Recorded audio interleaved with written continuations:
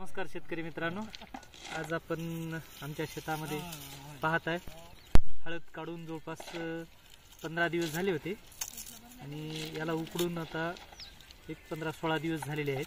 आपण पाहतोय हा हळदीचा गड्डा किंवा मंडा आहे, तर याला उकडून जवळपास 15-16 दिवस झालेले आहेत. आज आम्ही याचा ढोल करणार आहोत. तर हे ढोल करण्याच्या पूर्वी काही शेतकरी असं वाळलं की याला कोणी असं अशा पद्धतीनं हे करतात किंवा वखरानं वरी असं फिरवतात किंवा कोणी शेतकरी असं थोडंसं बाजूला घेऊन त्याच्यावर थोडा पालापाचोळा टाकून कोणी ते जाळण्याचा पण प्रयत्न करतात.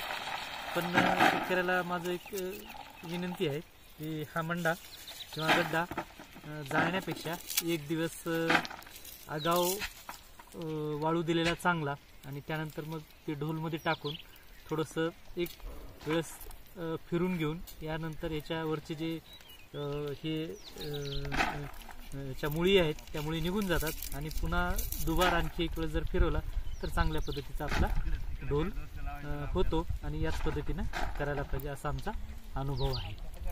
तर आपण पाहू शकता की हा ढोल एकदम आता कंदच एकदम चांगले वाळलेले आहेत आणि त्यामुळे आता ह्याचा ढोल आम्ही करणार आहोत.